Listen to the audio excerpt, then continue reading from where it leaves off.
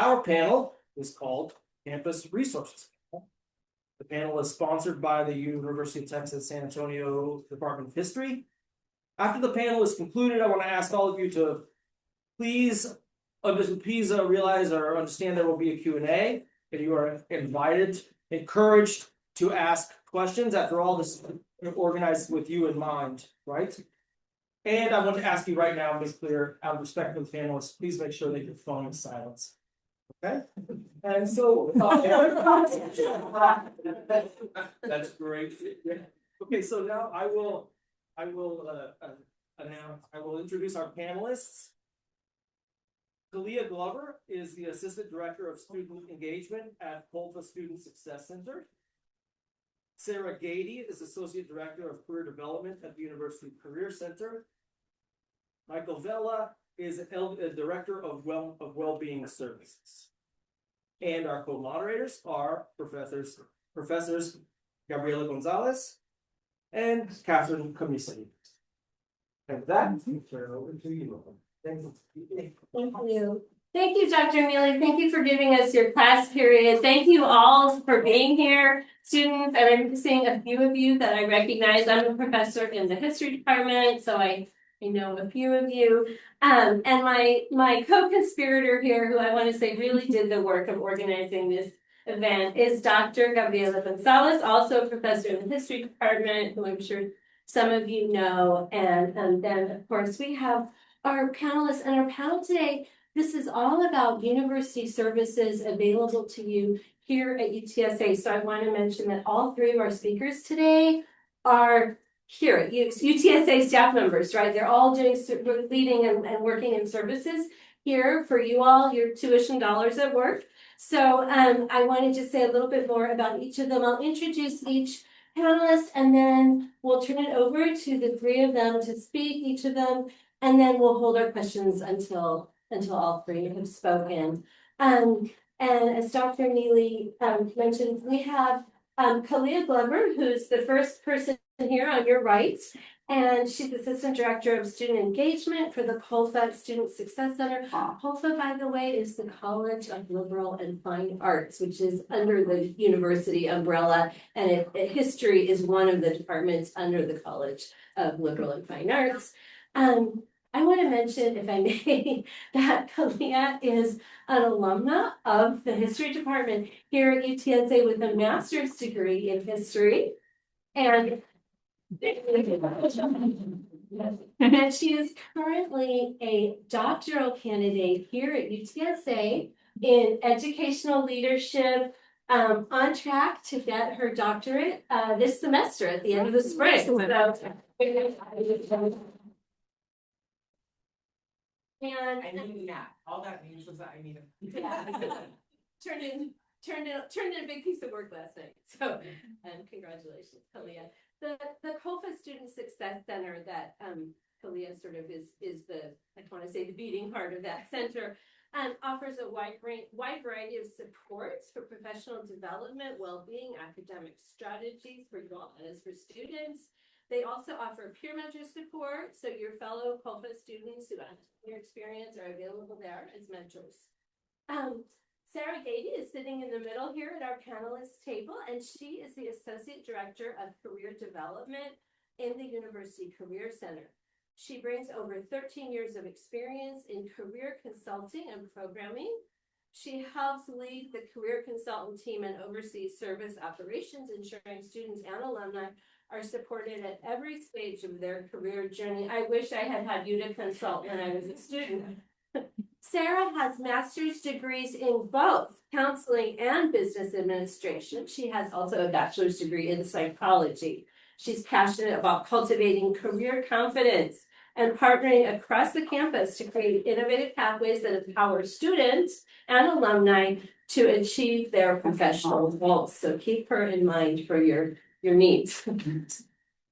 Welcome, everybody. It's a privilege to be with you today, and I want to for hosting us and our wonderful panelists and my partner in crime here, my co-moderator. Sorry, and of course, over there reporting today's session is involved in the Department of History. So thank you so much. I want to remind you, if you ever want to review this material, it will be available to you. We're recording it, and if you know somebody who would benefit from the information presented today, you can point them to this video. We're going to make it available to everybody in this department. All right, so Michael Vela is a licensed clinical social worker, supervisor, licensed chemical dependence counselor, and peer support supervisor with 16 years of experience in mental health, substance use treatment and recovery. He is passionate about the people, programs, and purpose within campus well-being and recovery systems. In his work as Director of Wellbeing Services at UT San Antonio, Michael leads initiatives that help students and staff grow as confident, resilient leaders. He specializes in student well-being, collegiate recovery support, substance use prevention and intervention, and trauma-focused care for adolescents and young adults.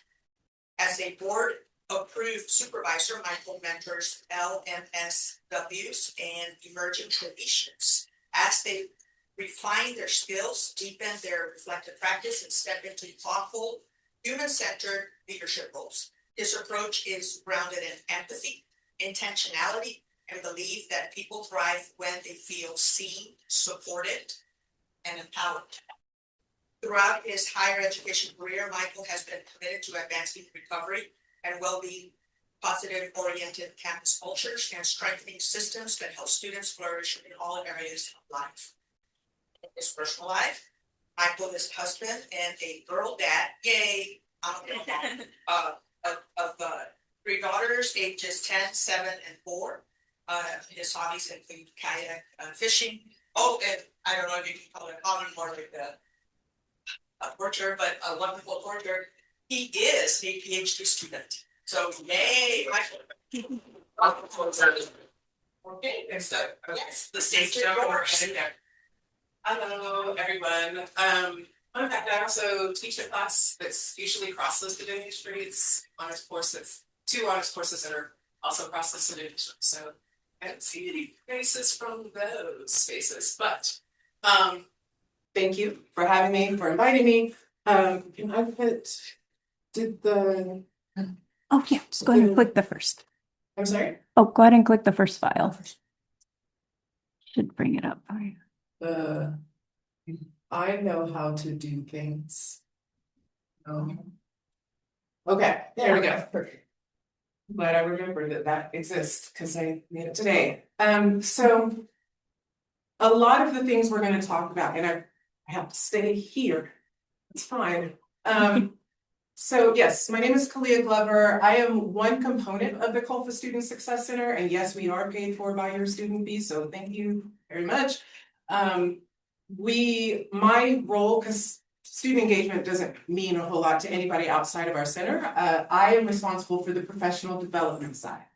I am here to help you think about career paths, figure out what you might be interested in, help bring in employers, as is demonstrated up there, to talk to you that are looking to hire you and the skill sets you have, to help you with finding job and interview strategies, all of that stuff, right? So all of the things that you need as COLFA students specifically. So I do not frame or build my things for business students.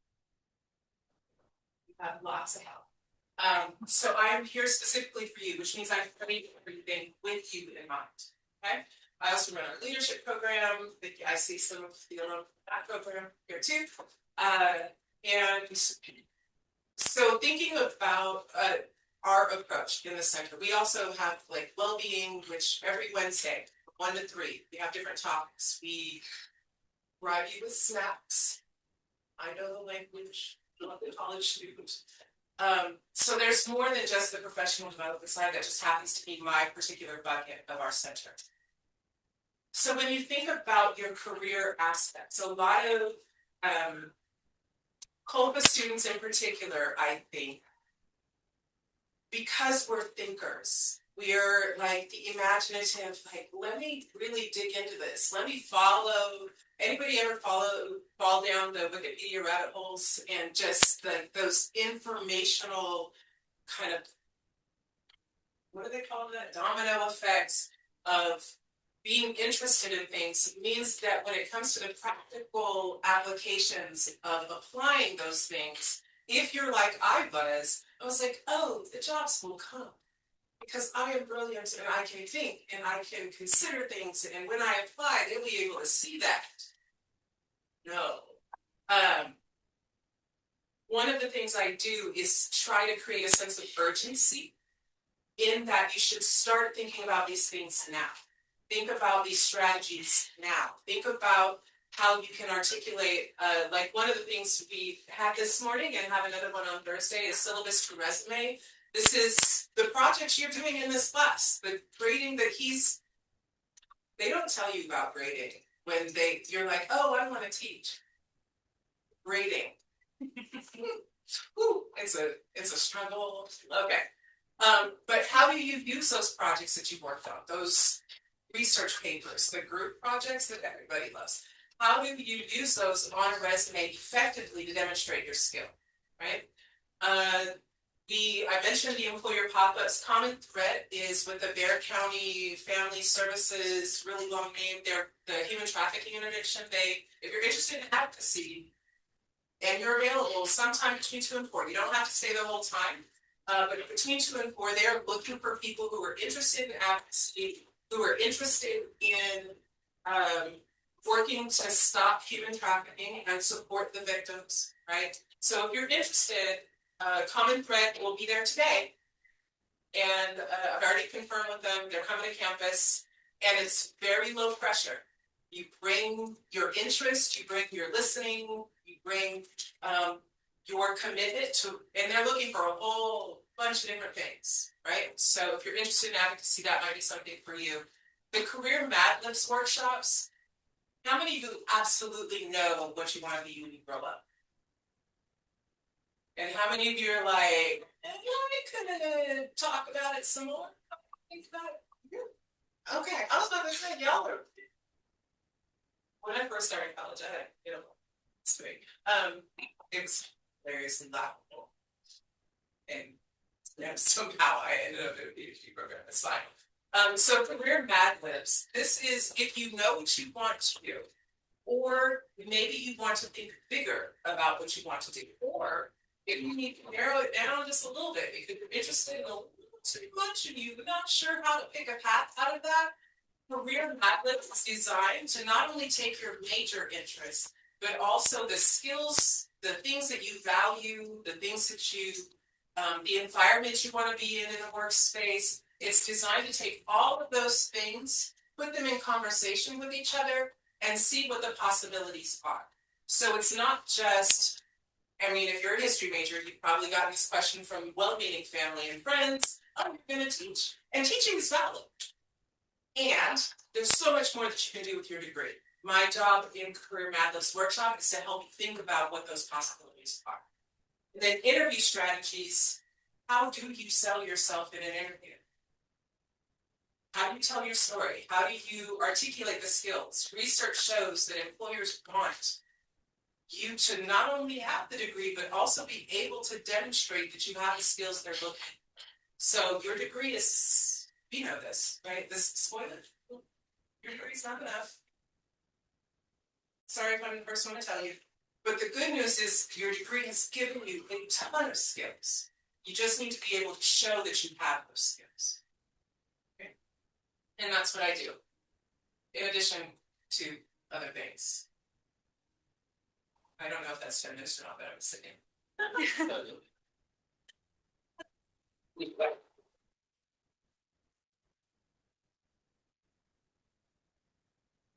All right. So good morning / almost afternoon, everybody. My name is Sara, Associate Director of Career Development at Career Center. Career Center is located in the Student Union Building right above the bookstore. And Kalia and I partner a lot, so you're going to hear a lot of similarities. We do a lot of similar programming and partner on that programming. I think I would say the biggest difference would be like we have that more individualized career planning aspect, meaning we do service operations where you can meet with your consultant individually.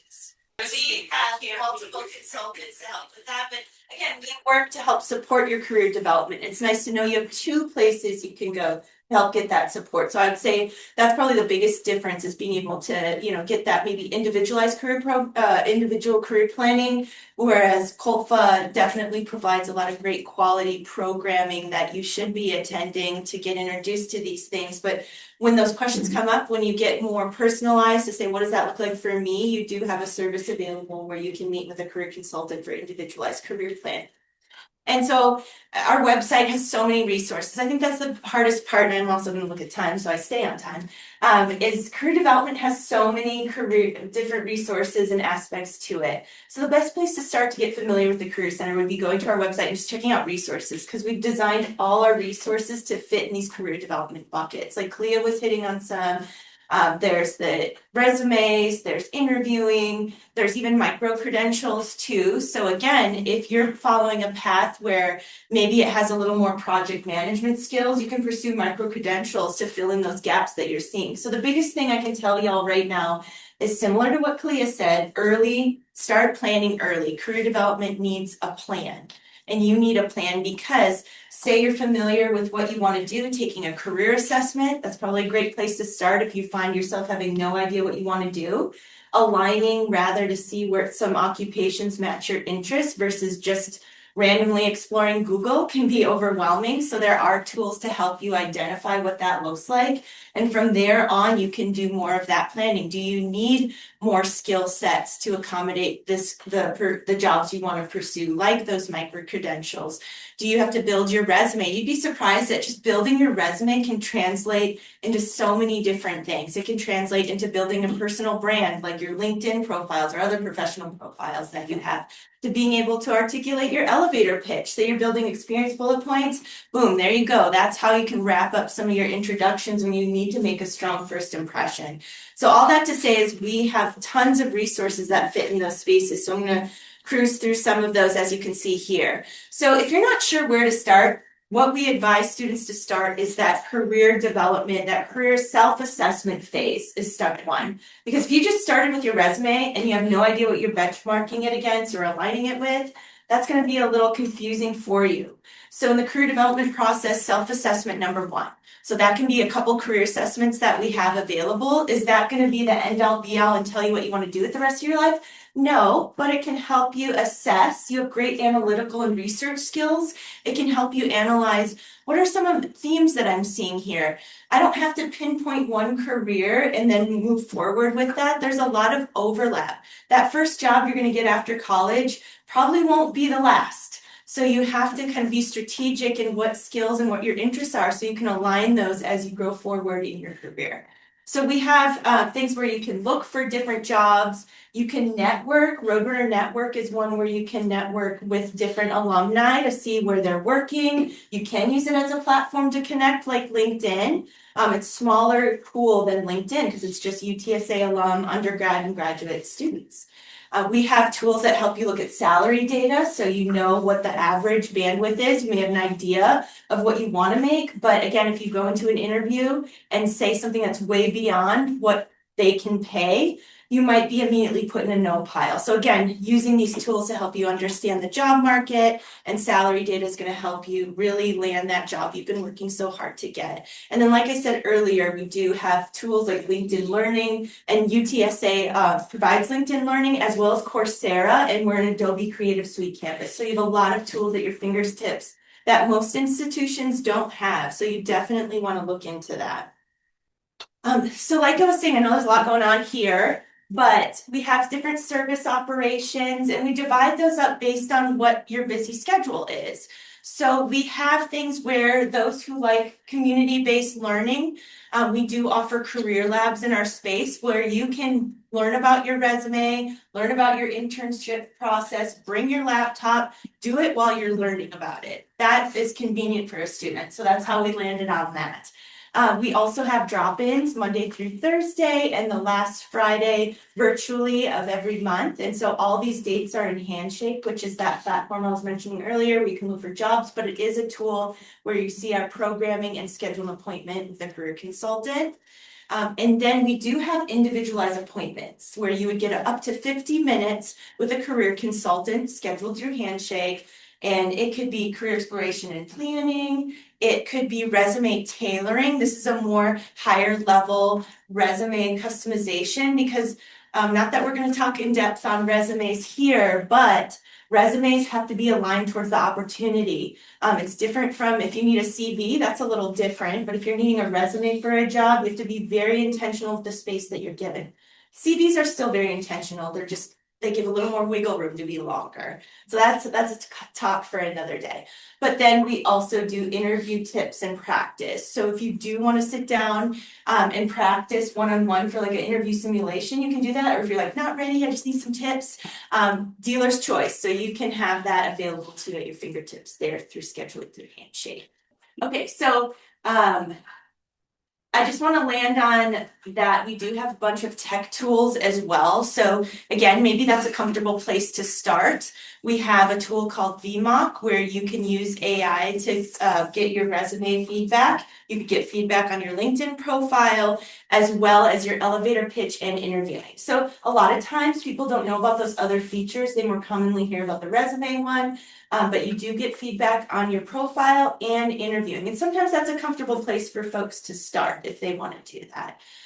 So again, we have services, we have tech tools, we have programming to help you with your career development. And like I said, I'd recommend kind of that circle of self-assessment to then exploring to different careers to then getting experience. And then building those skills and building your network is really the piece of the pie just to kind of put career development into a framework that I'd recommend. So thank you. I think I stayed under my time. Give my call out time. Slides are short. I know there's a lot. I always judge my professors on slides are on the side. I'm not on big slides. Anytime we'll go to the PhD program. Have our professor say, we're gonna get out early today. Out, throne of light. Alright, my name is Mike. I'm the director for Wellbeing Services.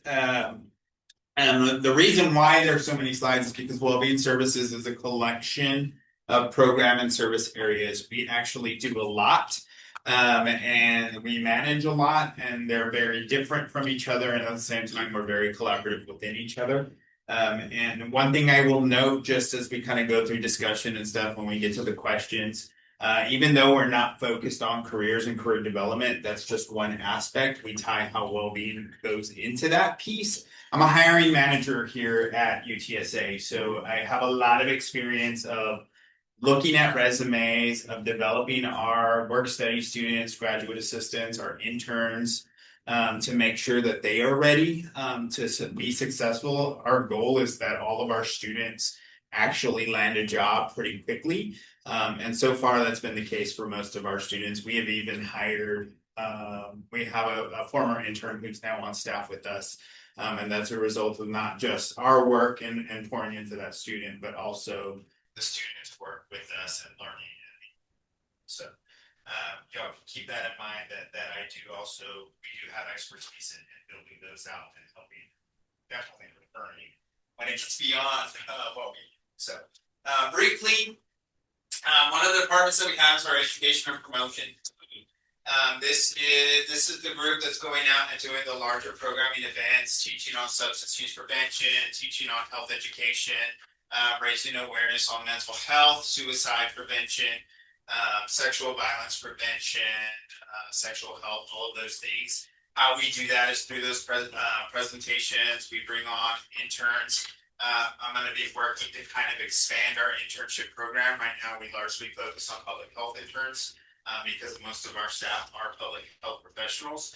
But we also know that we can use a wide variety of students to bring this awareness. We do have mental health peer advocates that's open to any student. So some of these things that you're looking to develop in these jobs and these careers, if you look and you want that public speaking, the peer advocacy is a good program because not only are you're going to learn how to develop presentations, you're going to learn how to sit there and talk to people and stand and present yourself in short, quick elevator pitch like conversations sometimes. So it's a good program to look into as well. We have the Recovery Center, which is located, so the Wellbeing Education Program is we're all over campus, y'all. We're in the HEB Student Union on the second floor, just kind of directly underneath the tower. Our recovery center is located in the John Peace Library. They're on the 4th floor. And it focuses on supporting students who are recovering from substance use disorders or eating disorders or any type of other addiction. It is a community of students that kind of have support meetings. There's recovery coaching and counseling. Students who may be actively struggling with addictions or substance use can also receive assessments, referrals if we need to refer out, and substance use counseling as well. We do all sorts of social activities. The lounge space is a protected space for students in recovery, so that way they can kind of have that quiet place to feel safe, not have to worry about the pressures that college bring on, especially. I mean, college is not the most recovery friendly environment out there, so we try to do our best to support them to make sure that they succeed as well.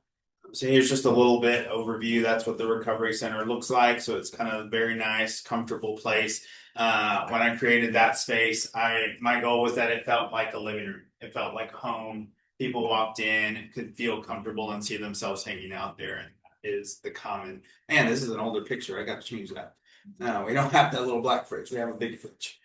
Our advocacy and support focuses a lot on. They're located in the student union on the 1st floor. They focus on confidential support for victims of sexual assault, domestic violence, dating violence. We have a confidential campus advocate that will help them navigate through what it means to have experienced that. If there's Title IX cases, or if they want to pursue charges, or they want somebody to go with them to the hospital, we do whatever we can to help guide and support in that process, because it can be very overwhelming. Can be very scary. If they have questions, anything, we want to be there to support them.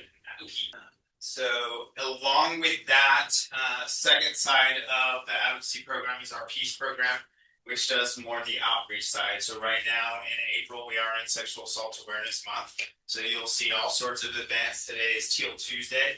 And they'll be out there tabling. We started with the Start by the Fair, and you'll see some other events throughout the month that just kind of raise the awareness on sexual assault. We do violence prevention, healthy relationships, consent education, all of those things necessary to decrease violence. Student assistance works on helping students navigate academic life when our regular lives hit at the same time.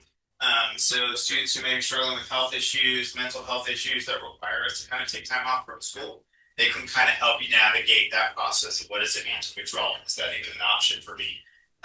Maybe it's a housing emergency. Maybe I am just struggling with my professor and we're not getting along and I need help, or I have these concerns and our communication just isn't working.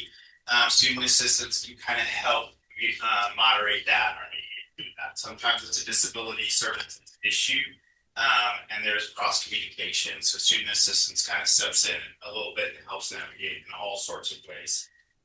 So complaints and issues, informal resources, we connect students to housing referrals, we connect students to treatment referrals, we just do a little bit of everything. And the big part of that is helping the student learn how to advocate for you. Because that's the biggest piece. Sometimes that's really hard. Sometimes in meeting with the student, we recognize that a lot of this that's going on is that they just need help connecting to somewhere like Student Success or others. So they kind of help pave that way as well. Those are just some more of those. Tied to that is our Roadrunner Pantry. This is at the Whataburger Resource Room. This is just that. It's a food pantry. It's got some basic supplies. This is open to all staff and students and faculty. You can go there every day. You can get a free meal. You can get some groceries every day. It's got a limit of how much you can take out every day, but you can't use it every day. They're located at this campus and downtown. This is the one here on this campus is located right next to the UPS store, just down the hall from. All you need is your student ID to get that. And if y'all are looking for more information, it's just Roadrunner Pantry at UTSA.edu. And then Wellness 360, of course, counseling, physical health, located down on the other end of campus, right across from the gym, and the RWC. And they'll take care of your medical services. They offer general medical care, so wellness visits. They offer chronic care, so people with asthma, diabetes, hypertension, other stuff, they will help manage that. Well, women's visits, they do lab works and STI testings, all of that. That is part of your student services fee, so you do not have to pay unless you're getting medications. And if they refer you out to a lab, you have to cover those lab expenses. They don't take insurance because it's part of what you've already paid for as a student. So you need a flu shot, go get your flu shot, and so just walk in and go take care of those. The counseling side of the house is our self-help. They right now are not offering group therapy. That's we're still in the process of trying to get that one off the ground. But they do the individual. There is psychiatry available, and any type of crisis interventions. And then if anything is ongoing, they'll refer you to a community counselor, and that's where you'll lean into your insurance. If you don't have insurance, they'll kind of work with you to try to find somewhere that can best support you. Again, free of charge. All you gotta do is make an appointment and go. This is good sometimes when you want to talk out through that anxiety and the stress. So if we're coming up to graduation and we're still working through our career plans, they're a very good option, and I highly recommend using them. You don't have to be in crisis to go see them. Sometimes we just need somebody to talk to. And then there's a helpline, of course, that if we are in crisis, we are in that place, you can call this line 24/7. And somebody will be available to talk to, and then those individuals will connect you to the counseling center afterwards for the next business day, and they'll follow up with you. And then Campus Rec is part of, so we fall under Dr. Melissa Hernandez, who is the Associate Dean of Students. She covers Wellbeing. Campus Rec is in that family with us, although they operate independently of Wellbeing Services, but we do like to plug for them. This is a good place to let stress out. To our final approach in graduation and finishing up our programs, oftentimes we can get really focused, and that's a lot of times where burnout occurs, and we don't want that for you. We need to take a break. We need to step away from those papers, from studying for finals. We need to blow off some steam, and this is a healthy outlet. They have the aquatics, they have a climbing wall, they have outdoor activities, especially as we're coming into the spring. Lots of sports programs available to you. If you want to know more about our programs, of course, follow us on social at UTSA Wellbeing. How many of y'all have timely care on your phones?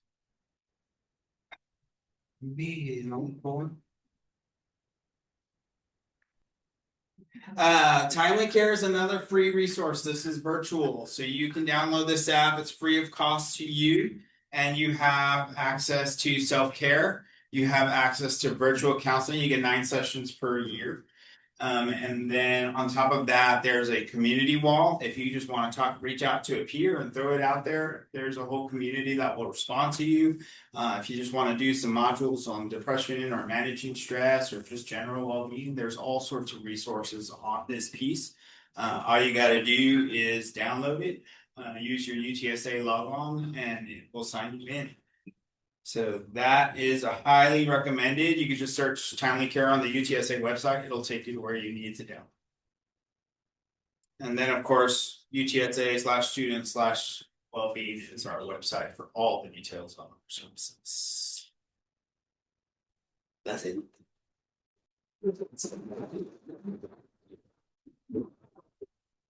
Thank you to our presenters. This was fabulous. So many services I didn't even know were here and available. We want to turn it over to questions now from all of you out there in the audience. Over here. Are any of the career services available to alumni as well? Yeah. I'll just feel out which ones I feel. Yes, except only some of the tech platforms aren't, but the workaround is just using our services through that. So like VMON right now is available to alumni. But again, you can still schedule an appointment and use our programming and services for any of those things that VMON does. Yeah, that is one of the coolest things about the Career Center. Most of the resources at UTSA you lose after you are no longer a student paying all the fees that again pay for us. But the Career Center is not like that. So if you're in a career and 5 years later you're like, maybe I want to pivot a little bit. Well, that's what they can help you with that. So please don't forget. And I have to add, that's the reason we want alumni to use it, not because someone decided to wait until after they graduate. So I just want to put that out there. I understand it is hard to manage these busy schedules, so don't put it off. Still come and see us early.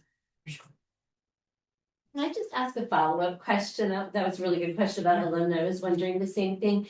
What if I graduate from UTSA and I've moved out of the area and I'm living in, I don't know, El Paso or the North Pole, and I really want to consult with the Career Center. Can I start up a remote meeting as an alumna? Yes, we offer not only all our programming, but our services as well can be virtual. So those we do via Zoom. So if you want to attend a career lab, and if you want to attend drop-ins, we do have that end of the Friday option, but then you can also schedule an appointment. You select a day and time that works in your schedule for the appointment type you want, but then when you see that appointment medium, you can select video chat, and then that will be your access to a virtual appointment. Just check the time zones if you really want. They're not gonna be up at 2 a.m. I believe you said on Wednesdays you have student development every Wednesday? Wellbeing, we actually collaborate with the Wellbeing Services. One of their arms, they do a lot, so every Wednesday from 1 to 3, it's come and go. The second hour is presentations from Levi from the Wellbeing Services, but we talk, like this week is boundary setting.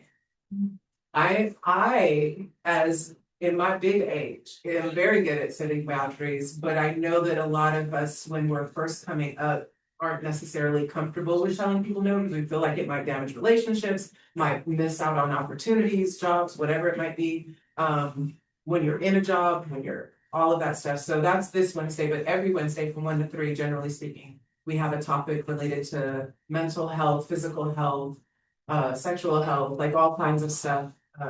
The topic changes every. What? Yeah, I realize that's how I know my brain is broken now, because they were like, oh, here's all this information. And I was like, literally this morning, I was like, oh yeah, I have to do this. I've learned there's a capacity to what the brain can do, and I've reached it. So the COLFA Student Success Center, that bridge that's right. Okay.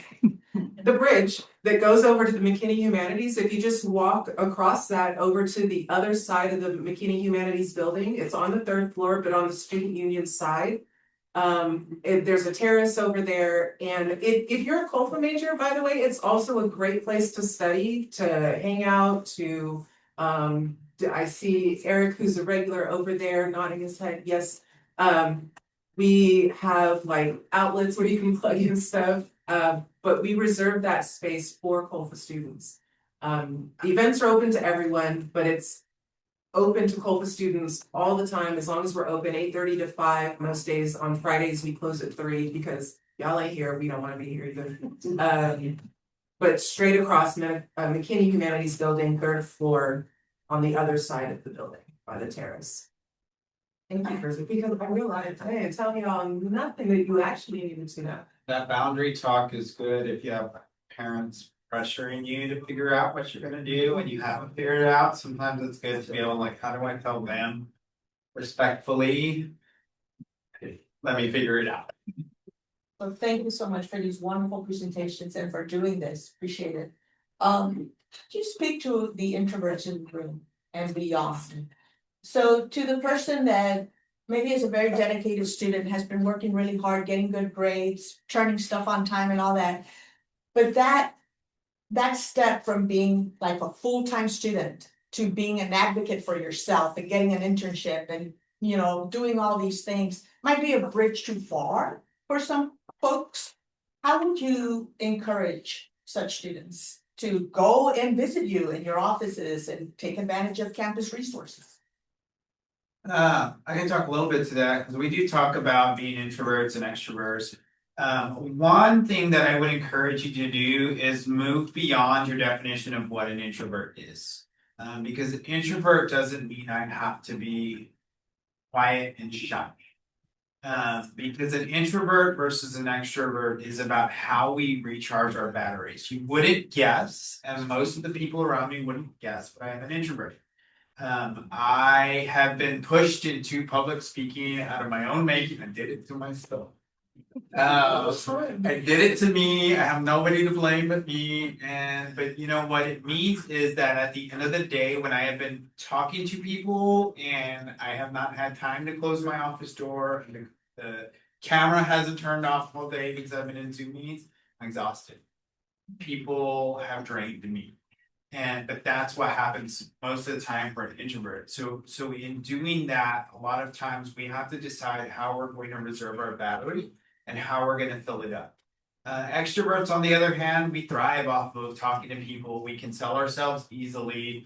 You can go out and you're doing great. It's in those quiet moments or alone or less have the opportunity to do that. Our battery begins to drain. So we begin to think about it as like, how am I going to fill myself up in those moments? So if I have to go and talk to somebody, what's my plan afterwards to kind of decom and bring myself back to center so that my battery fills back up?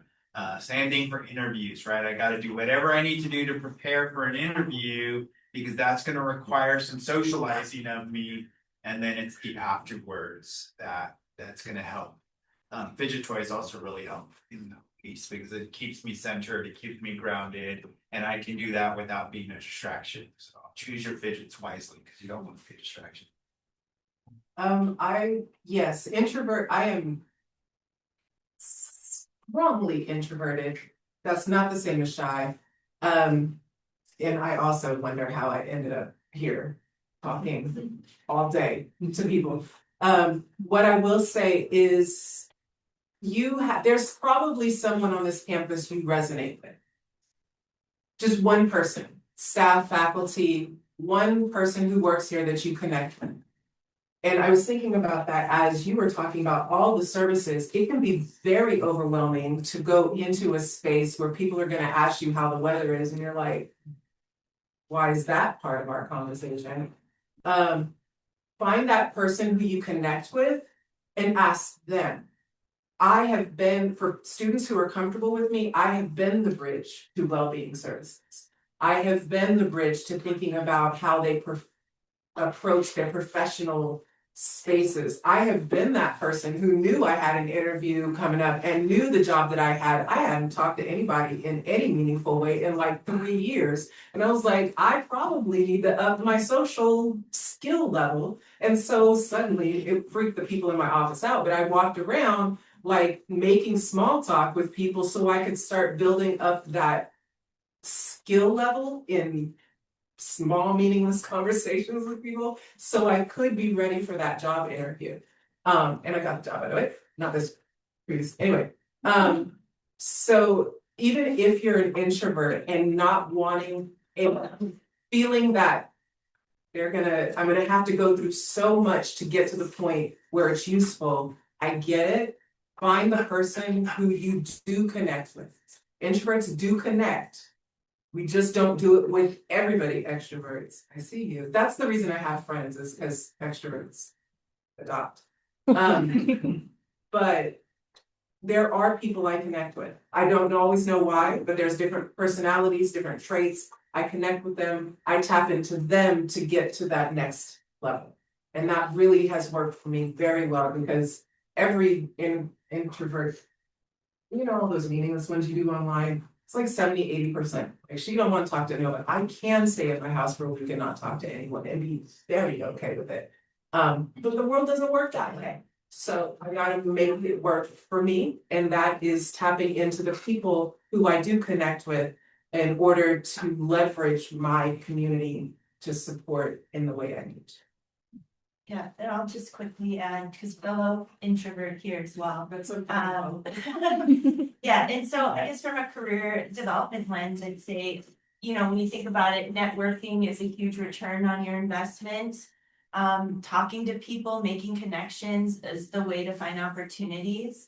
So again, for me, this was the first time I've ever done a panel. So it came with a plan, notes. So again, if you're an introvert, you know, plan ahead, think, you know, if, like Michael was saying, if I'm going to this networking event, you know, what are some 3 key questions I wanna ask? What do I wanna get out of this? And kind of focus on your goal. And then follow up with your connections and those types of things. Or if you're not sure where to start, you're more introverted, I think that kind of exploring what you wanna do makes the most sense. Exploring your career interests, taking an assessment for those, and then for those who are extroverted, maybe you want to attend a networking event first and dip into that space. But there's a theory in career development called happenstance, and you don't really find those opportunities till you put yourself out there. So it's just like really getting experience, like put yourself in experience, volunteer, do something you like to do, connect with people, meet new people, be curious. I think that's the biggest thing I would say for introverts is like, you don't have to have this agenda. Just tell yourself, I'm gonna be curious, and then you'll get to connect with people, ask questions, and you'd be surprised how proud of yourself you are for stepping out of your comfort zone and seeing and reflecting on it. Man, you gotta be brave. I mean, that's unfortunately, there's no getting around it. To get a job, to work in the work field, unless you're gonna be isolated in a call center somewhere, most of the time, just to at least get the job, you're gonna have to talk to people. And so you have to practice, so be brave. And I always have this conversation with my children all the time. Being brave is not the absence of fear, it's doing what you're afraid of anyways, right? So it's okay to walk into social situations terrified out of your mind. That's okay, it's the practice, it's just doing it. Most of the staff, especially in wellbeing services, and counseling and stuff, where you go do those one-on-one, go to counseling. Just to have the conversation with the therapist. Even if it's just, I'm just talking through anxiety or something like that's beneficial, it teaches you how to have conversations, but having a conversation with the person next to you alone, like small hangouts, you don't have to go to these, although they're helpful, you don't have to go to the big social presentation or the big social event to start off. I like that suggestion of finding the person you connect to, start there. Preparing for interviews is doing research on the company you're applying for. So that way you kind of know ahead of time, which kind of primes you for the conversations. Having those questions that you want to ask, you should always ask questions in an interview. It baffles me when somebody just goes, no questions in an interview, but having those questions ahead of time help, and it makes you look better. So prepare those. We can talk about that in my interview strategies workshop coming up at the end of the month. Just kind of help. I'll ask another unless somebody has a question. So 21st century. AI, thoughts?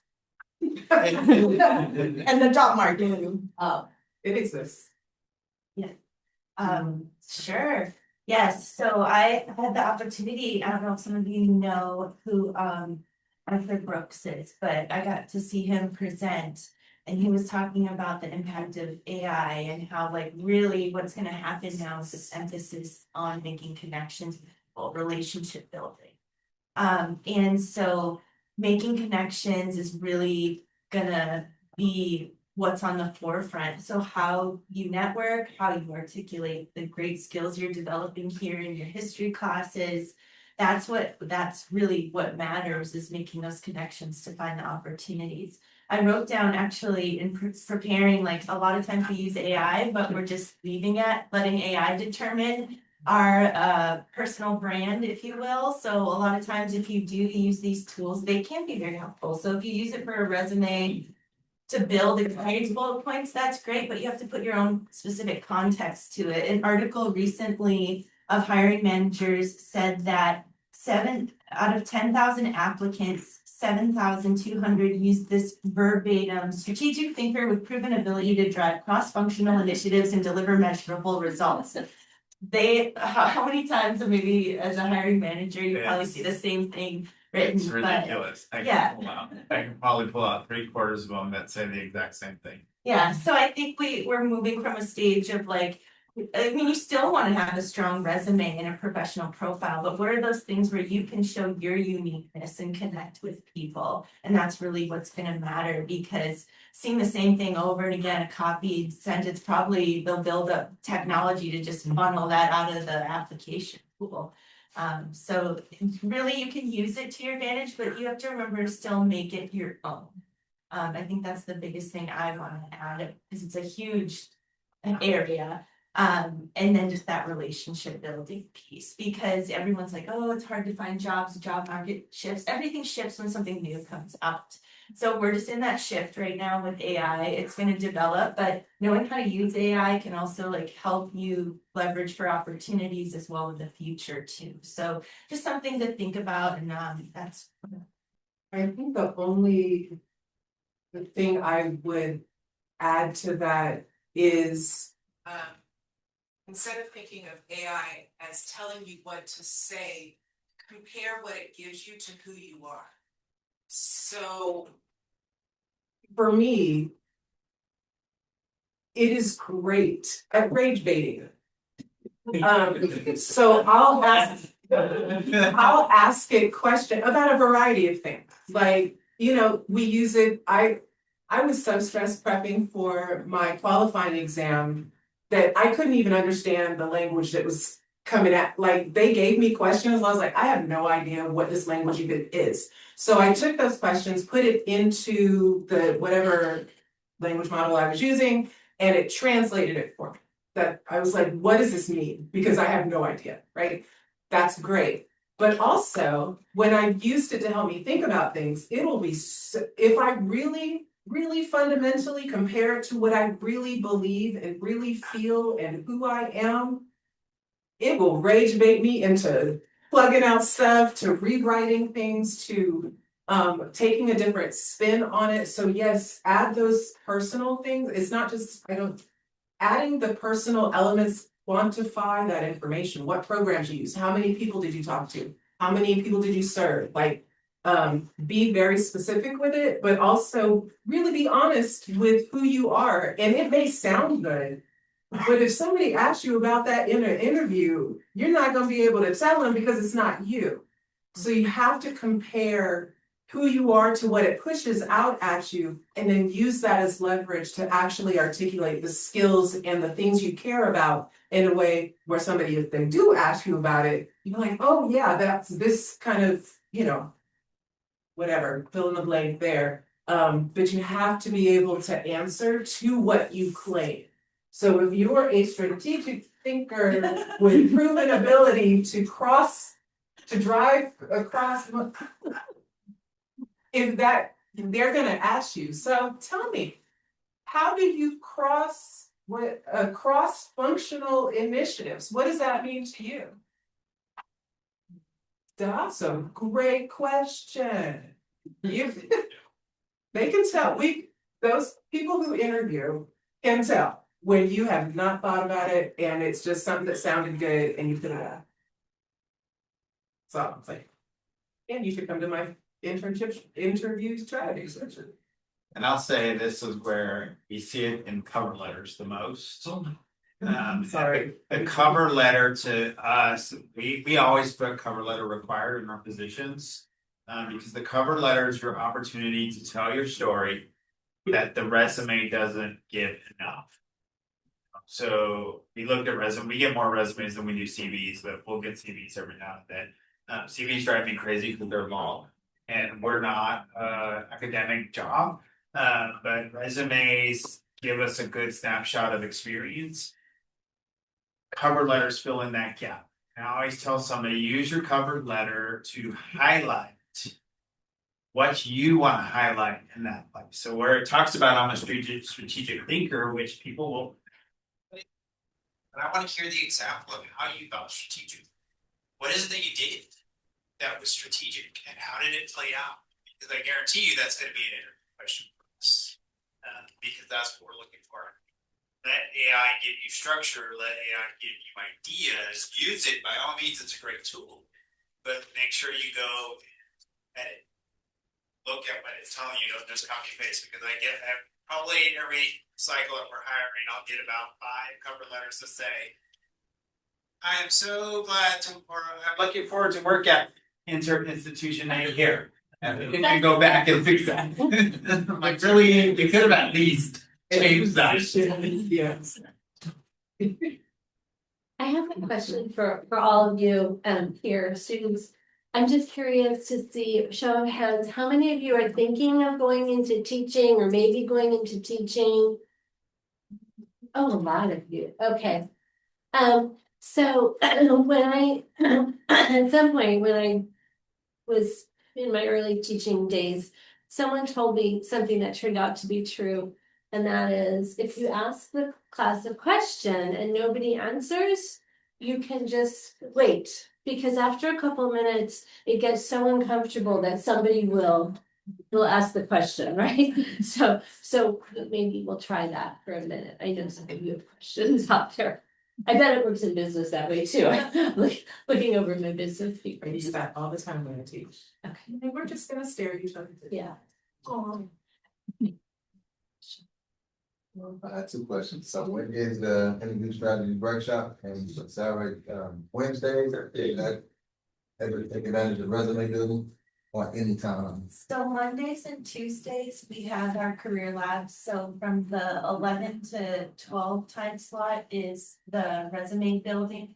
And then the Mondays is gonna be in person and Tuesdays will be virtual. And then on Mondays and Tuesdays at 1 p.m. to 2 p.m. is the job and internship search strategy. Because even though someone may have to, like, you all have similar major, your job search or internship strategy is gonna look different. Just a small part, you all have different skills, different experiences. So that also flips modality as well. So on Monday, that one's virtual, and on Tuesday, that's virtual. All of that is in picture. So if that sounds entirely And different. y'all can totally take, I know we take pictures of everything now. Oh, thank you. Yeah, and then Wednesday would be for drop. So say you go to a career lab, you built your resume, you want feedback on it, you just want a quick kind of turnaround there. Then I would say Wednesday would be a great option to take advantage of drop-ins, because that's from 11 to 2 and they're in person. So we do have drop-ins Monday through Thursday, just some different timings. Yes. I have a question, and thinking about right now, I noticed that, yes, a lot of folks raised their hands in terms of, thinking about teaching as a future career, but a lot of people did not raise their hands, so it made me wonder, oh, so if you're not thinking about teaching history in the future, what else can you do with a history career, and how do you deal with students who come in there and tell you, this is my major, but I'm not sure I wanna do what is typically expected for that particular major, and they're thinking about branching out in business or doing something else, but they have no idea, no clue. How on earth can I take my history degree and get into corporate America or nonprofits or run for office or whatever?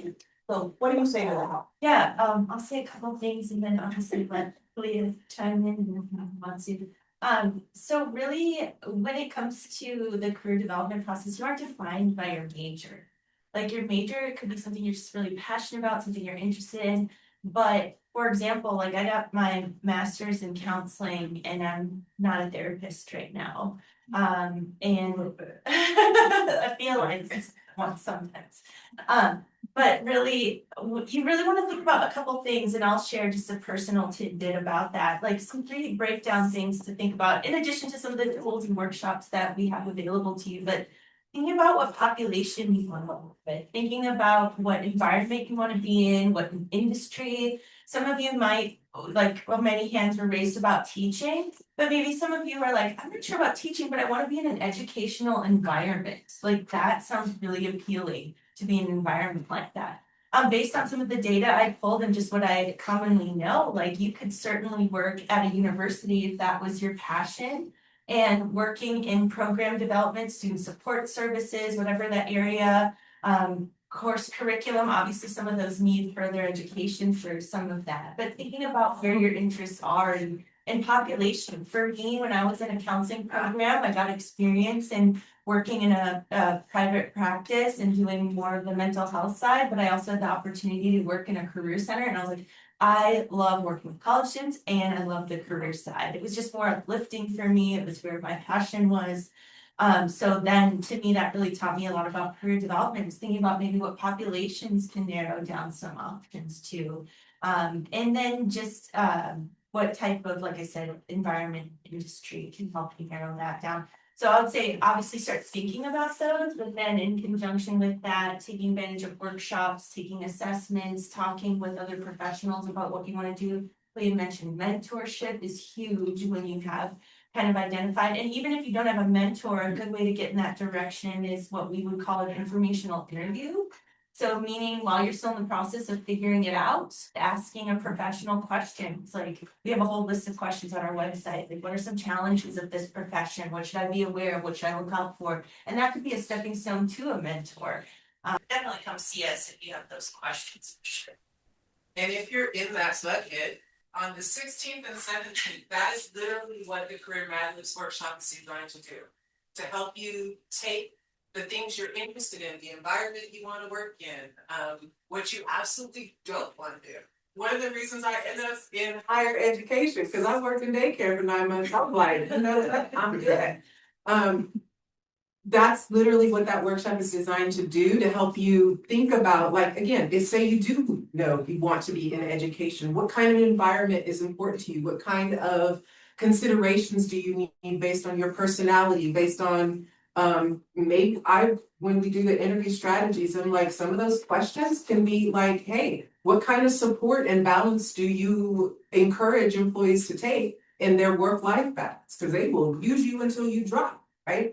So all of these things, I was gonna say, but the building of it, if you want to be in advocacy, in museums, in nonprofit, in all that kind of stuff, like, there's ways to think about those things so you can absolutely use the skills that you're building as a history student.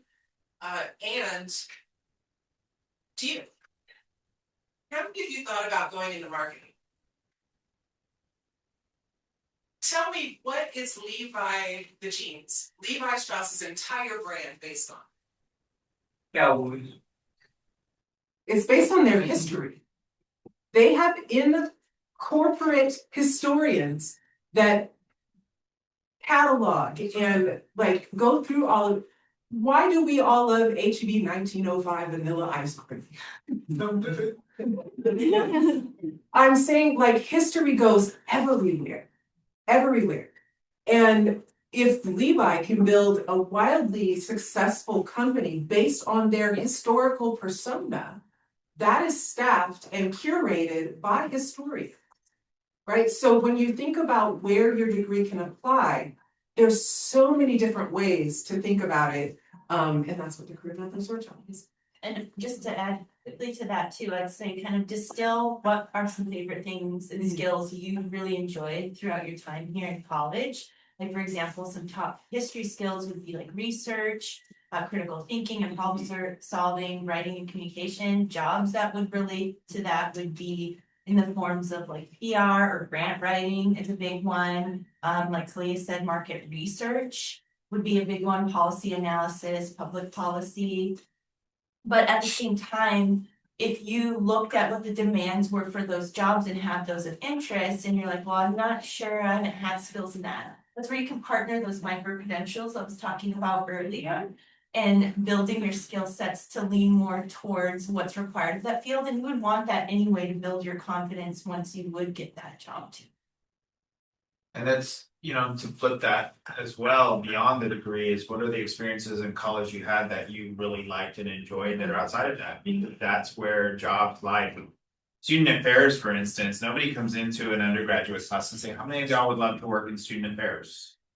You have all benefited at some point from student affairs, but nobody thinks about that. They just land there at some point. But usually people who are involved in leadership, fraternities, sororities, and stuff often go into student involvement, or they go into housing because they have a great experience as an RA, or their RA was awesome and it attracted them in. So that's usually the entry point. But oftentimes the degree backgrounds are vast. Undergraduate degrees, and then oftentimes people choose to go in to get their master's degree in educational higher ed, some type of program that prepares them more for student affairs leadership. But like they said, like, being a history major does give you a lot of advantages if we know how to leverage that. Because of the research and the critical thinking and the paper writing and the group presentations, all of those skills translate into almost any job. So it's not, it doesn't have to be as challenging as we think. I have a question for you all, because I think it ties to this, is how many of y'all are experiencing the stress and anxiety of not knowing or being unsure and watching that calendar just tick down. It's a lot. And what does fear and anxiety tend to do to us? Paralyzes us. We don't want to move because it's overwhelming, because I see this catalog of events, or I see all the things and the resources, and where do I start, right? It paralyzes us. We have to push beyond that a little bit and start somewhere. I tell this to my interns all the time, because it's the same thing with social work degrees. It's hard figuring out what we want to do, where do we want to specialize and focus in our careers. And it's overwhelming, and sometimes we just don't have it figured out. And sometimes graduation comes and we still don't have it figured out. So I'm gonna tell you right now, it's okay. There's no law or rule book says you have to have it figured out. But I will tell you, if you're doing the work now, it will make it easier when the time comes for you to figure out. It took me 2 years post-college to figure out what I wanted to do with my life, and I didn't end up where I thought. I went to college I went to a small liberal arts college in East Texas that put out mostly preachers and missionaries. That's what I was going to go to school for. Ended up with a degree in human relations, which y'all can figure out what that is, because I still don't really know. I minored in counseling, and one of my professors told me you should be a social worker. He's like, there's a great grad program. I said, ha, I'm done with school. I ain't going nowhere. And I had no desire to do any more schooling. And so I ended up waiting tables. I hated it. I ended up going to Guatemala to live and work in an orphanage until I just figured it out. And lo and behold, I really liked working with kids and children in that kind of environment. And what did I go do? Be a social worker. So I went back to school, thinking I'm going to work with children and families. And then I ended up in mental health and substance use and treatment centers and working with trauma, all things that I loved my career. And here I am in higher education, right? So our careers develop over time, and our education plays a role in it, but a lot of times our passions and our connections. But I tell you now, get out from under the start with career assessment. Start with an interest assessment and let those things come to light. I tell my interns, one of the requirements I have for them as part of their internship would be, the social work interns particularly, is to get on Indeed, to get on the NASW website, to get on all these job websites and put in LMSW, master social worker, and see what kind of jobs come up. There's a wide variety. So do the same thing. Go in on these websites and just do job searches. It's not for the purpose of applying for a job, but to see what's available to you. I learned that the NFL hires social workers. I learned that large companies that you wouldn't even think, why do they need a social worker, hire social workers? There's all sorts of places out there for the various majors that we wouldn't even think about. And it just opens up your interest, and it opens up options for you that kind of gets you moving a little bit more and more excited. It's okay to not know. So last question. For students that kind of have an idea of what they do after they graduate, would you still recommend those Padlet or career Padlet workshops? That way they can see their options outside of the career they're honing in on? Yes. Because unless you're already in that space, sometimes you get an internship and you land that job directly after. But if you're still in I want to work there, I want to be there, that means you're not quite there, and we might need to think strategically about it, right? And sometimes, you don't know what you don't know. You don't think about social work and professional athletic. So you don't think about history in major corporations, right? So that's what the career balance is supposed to do. Take those things that you might be interested in and see how they all might work together. And if you do have somewhere that you would like to end up, like a particular company, that's very strategic, so that's where that reverse engineering is what I call it comes in. Looking at what they're looking for and then building toward that. I don't have any left, but in the beginning-ish parts of the semester, I have a workshop called Finding Internships, and it's all about that strategy. Like, how do we reverse engineer it? How do we build our own opportunities? All of that. And I just have to say one quick thing, because I know we're running out of time, but do not assume graduate education equals more salary. You have to be intentional about what you want your graduate degree to do and what you want, like, what's that return on that investment? Because we see a lot, well, I'll just keep going to school. Well, you have to be very motivated to go to grad school. I should know it too, and then my colleagues here in the PhD programs. So that's why you have to put in the work to explore what you want to do and then dabble with getting the experience in various forms in that space. Don't just keep the tuition train rolling, making it all discover it. I've actually done that. And earlier when I was a psych undergrad, I was like, I love psych, I'm just gonna keep going to grad school. But when I found out what that does terminally at that degree, I needed to make a switch. So that's an expensive way to do career exploration. But when I got my first full-time job, I was doing a lot of different things like marketing and different operations where I was like, I really like how this department's working, different areas of it. So I MBA. So that's all I want to say about that. Is don't assume that equals more salary. Thank you so much. We want to thank our panelists, our hosts, Dr. Neely. Thank you, everyone. I want to tell you very quickly why I had a picture on this. Elevator pitches are really, really hard. The fact that you have someone that will help put it together, this is tremendous. You should take advantage of that. Definitely, they're hard. See you Thursday. Thank you. Thank you. Thanks. Thank you.